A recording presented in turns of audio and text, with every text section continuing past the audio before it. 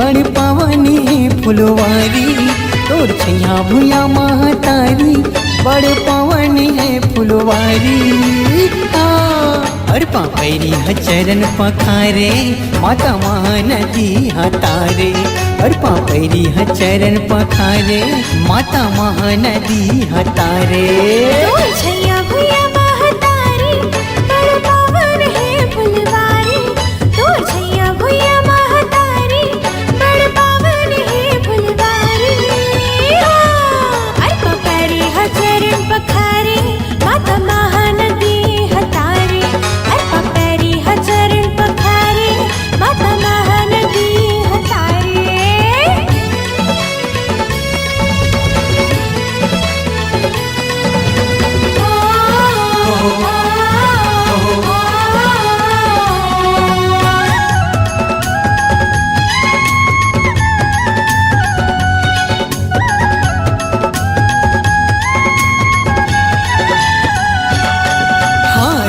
रोम में देवी देवता ऋषि मुनि ज्ञान के बसेरा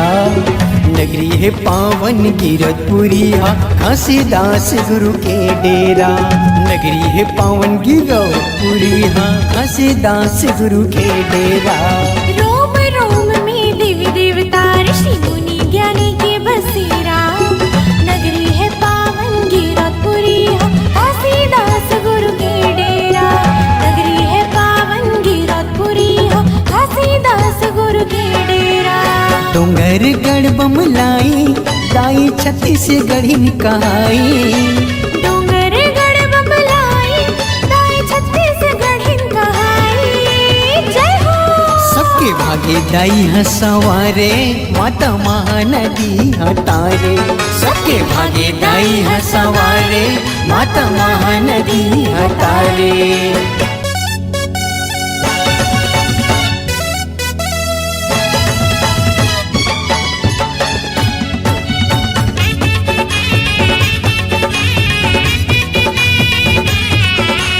la la la la la la la la la la la la la la la la la la हमें पावन तीरथ धाम राजिम जैसे लगे वो मथुरा काशी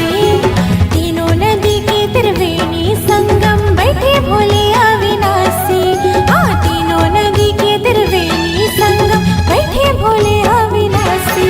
हवे पावन तीरथ धाम राजिम जैसे लगे वो मथुरा काशी तीनों नदी के त्रिवेणी संगम बैठे भोले अविनाशी हाँ तीनों नदी के त्रिवेणी संगम बैठे भोले अविनाशी रतनपुर महामाई घाटा रानी माता जतमाई रतनपुर महामाई घाटा रानी माता जतमाई जय हो देव चरण परे दुआरे माता महानदी हतारे देव चरण पर है दुआरे माता महानदी हतारे तोर छैया भुया महतारी बड़ पावनी फुलवारी तोर छैया भुया महतारी बड़ पावन है फुलवारी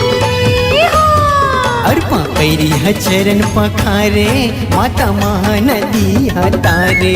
अरपा पैरी चरण पखारे माता महानदी हतारे अरपा पैरी चरण पखारे माता महानदी हतारे अरपा पैरी चरण पखारे माता महानदी हतारे।